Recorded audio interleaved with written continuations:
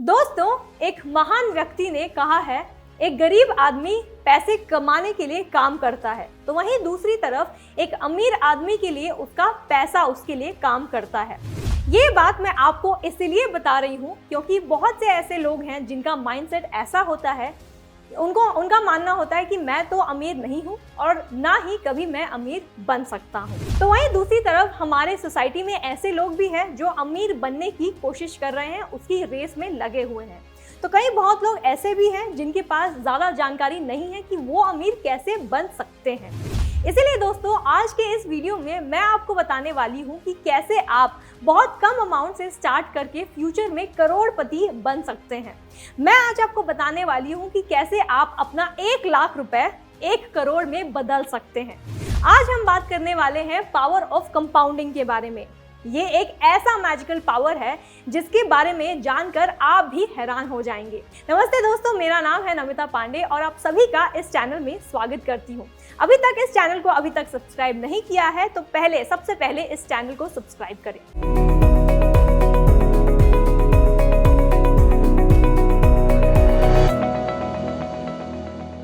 तो आइंस्टाइन ने एक बार कहा था कि पूरे जहां में सबसे शक्तिशाली बल प्रिंसिपल ऑफ कंपाउंडिंग है।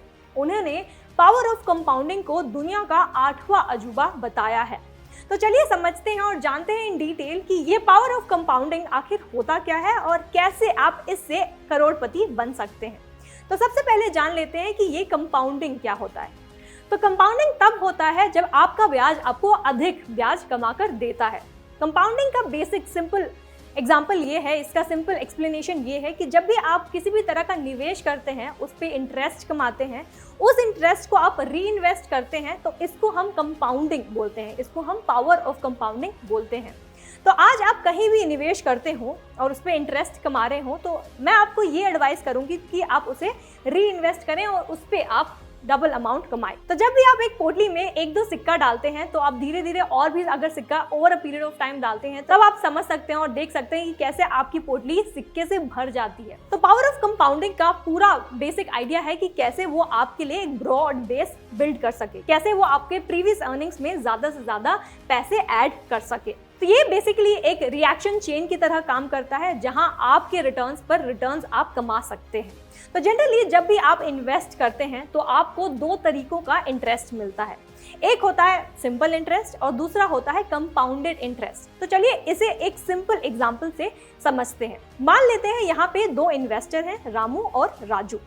ये दोनों को इन्वेस्ट करना है ताकि वो ज़्यादा से ज़्यादा फ्यूचर में कमा सके और इंटरेस्ट कमा सके।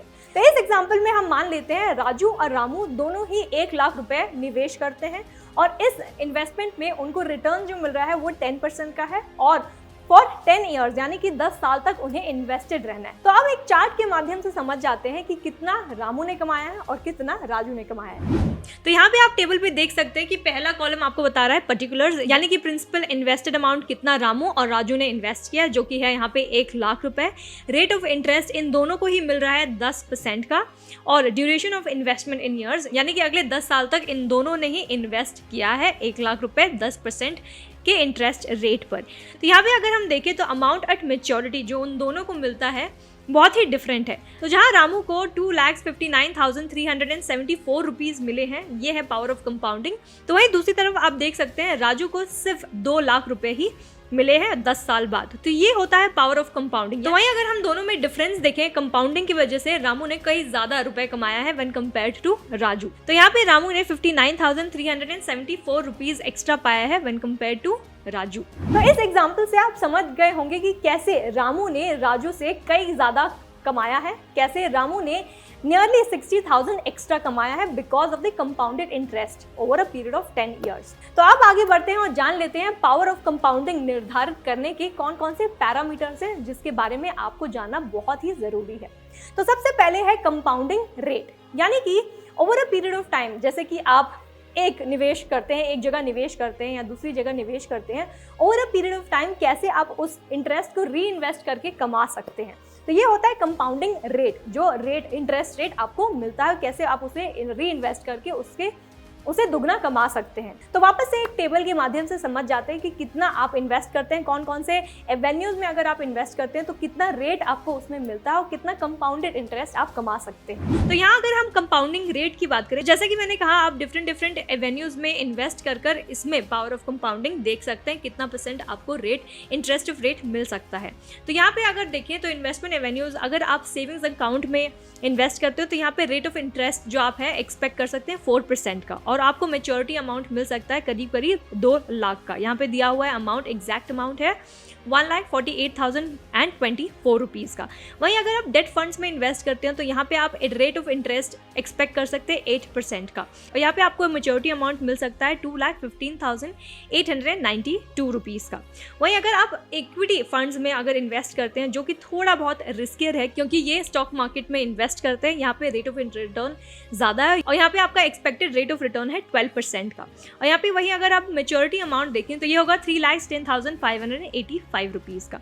आखिर में आप देख सकते हैं शेयर्स में, और शेयर्स में सबसे ज़्यादा रेट ऑफ रिटर्न है जो कि है 16% का, और यहाँ पे आपको मेच्योरिटी अमाउंट मिल सकता है 4,41,144 रुपीज़ का। तो ये है अगर आप 1 लाख रुपए जमा करते हैं और अगले 10 साल तक आप इन्वेस्टेड रहते हैं तो आपका 1 लाख रुपए कैसे देख सकते हैं आप धीरे धीरे बढ़ सकता है डिपेंडिंग ऑन किस एवेन्यूज में आपने इन्वेस्ट किया है। आपका हो गया सेविंग्स अकाउंट, या फिर आपने डेट फंड्स में इन्वेस्ट किया, या फिर आप इक्विटी फंड्स में इन्वेस्ट किया, या फिर आपने शेयर्स में इन्वेस्ट किया। डिपेंडिंग ऑन द रिस्क आप लेते हैं उस हिसाब से आपका इंटरेस्ट रेट भी बढ़ता है धीरे धीरे।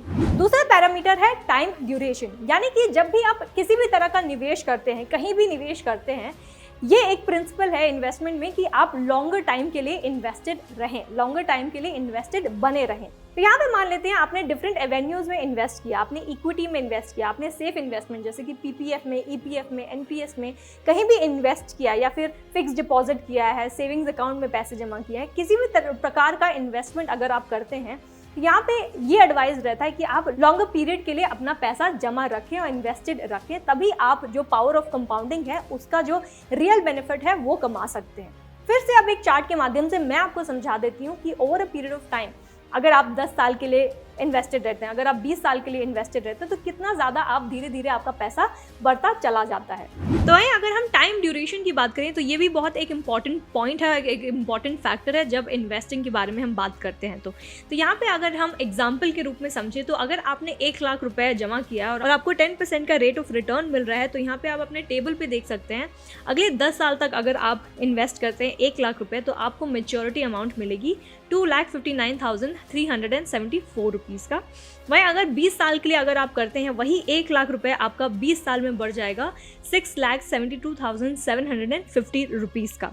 वहीं अगर आप 30 साल के लिए अगर इन्वेस्ट करते हो तो यही 1 लाख रुपए बढ़ जाएगा 17,44,940 रुपीज़ तक। वहीं अगर आप 40 साल तक इन्वेस्ट करते हैं तो यही बस 1 लाख जो आपने इन्वेस्ट किया वो 10% में आपका 40 साल बाद हो जाएगा 45,25,926 का। और वहीं अगर 50 साल की बात करें तो ये 1 करोड़ तक भी जा सकता है। तो यही है पावर ऑफ पीरियड, यानी कि टाइम पीरियड, जितने टाइम तक आप इन्वेस्टेड रहते हैं और जितना ही छोटा अमाउंट अगर आपने इन्वेस्ट किया है, जिसमें भी इन्वेस्ट किया है, अगर आप कंसिस्टेंटली लॉन्ग पीरियड के लिए इन्वेस्ट करते हैं, इन्वेस्टेड रहते हैं, तो आपका जो मनी है डबल और ट्रिपल और बहुत 10 गुना ज़्यादा भी बढ़ सकता है over a period of time. तो अब मैं आपको बता देती हूँ ऐसे 3 कीज ऑफ इन्वेस्टमेंट जिससे आप कंपाउंडिंग का रियल बेनिफिट्स उठा सकते हैं। तो सबसे पहला है स्टार्ट अर्ली, यानी कि जल्द से जल्द शुरू करें इन्वेस्टमेंट जर्नी अपना। तो यहाँ पे मैं आपको बता दूँ, आप जब भी इन्वेस्ट करते हैं, अगर आप 20 साल के हैं, अगर आप 30 साल के हैं, तब भी ये सही वक्त है कि आप जल्द से जल्द इन्वेस्टमेंट शुरू करें अगर अभी तक आपने इन्वेस्टमेंट शुरू नहीं किया है तो। अगर आप 40 वर्ष के हैं या फिर 50 वर्ष के हैं और अभी आपने शुरू किया है इन्वेस्टमेंट, तो ये आपको एडवाइस करूंगी कि आप ज़्यादा से ज़्यादा इन्वेस्ट करें, ज़्यादा से ज़्यादा निवेश करें अपने एवेन्यूज़ में।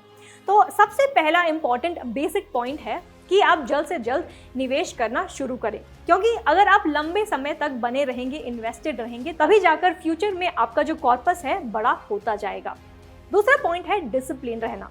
जब भी आप इन्वेस्टमेंट करते हैं, कहीं भी अगर आप सेफ इन्वेस्टमेंट करते हैं, अभी आप स्टॉक्स में इन्वेस्ट करते हैं, किसी भी तरह का इन्वेस्टमेंट करते हैं based on your risk appetite, सबसे इंपॉर्टेंट ये है कि आप डिसिप्लिन्ड रहें, तभी जाकर फ्यूचर में आप एक स्ट्रॉन्ग हेल्दी पोर्टफोलियो बना सकेंगे। तो आज रिगार्डलेस आप कितना ही कमा रहे हैं, अगर आपकी सैलरी कम ही क्यों ना हो, तब भी आप छोटे इन्वेस्टमेंट से ही शुरू करें, क्योंकि ज़रूरी ये है कि आप सबसे जल्दी शुरू करें, जितना जल्दी हो सके तब शुरू करें। और साथ ही ये भी इम्पॉर्टेंट है कि आप कंसिस्टेंटली बने रहें अपने इन्वेस्टमेंट में, आप डिसिप्लिन रहें अपने इन्वेस्टमेंट में, तभी जाके आप फ्यूचर में एक हेल्दी पोर्टफोलियो, एक स्ट्रॉन्ग बेस बना सकेंगे। और साथ ही आपको ये बता दूं, जब भी आप इन्वेस्टमेंट कर रहे हैं, ये भी बहुत ज़रूरी है कि आप अपना फाइनेंशियल गोल जो है वो डिटरमाइन कर लें।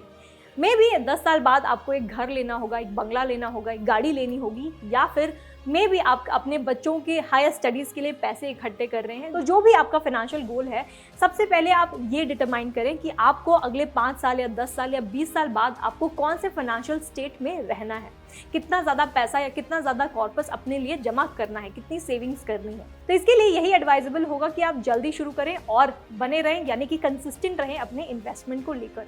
और तीसरा है बी पेशेंट, यानी कि धैर्य बनाए रखें। अगर आपको इन फ्यूचर करोड़पति बनना है तो ये ओवरनाइट नहीं होगा, इसके लिए बहुत ज़्यादा पेशेंस, टाइम और साथ ही कंसिस्टेंसी की बहुत ज़्यादा ज़रूरत है।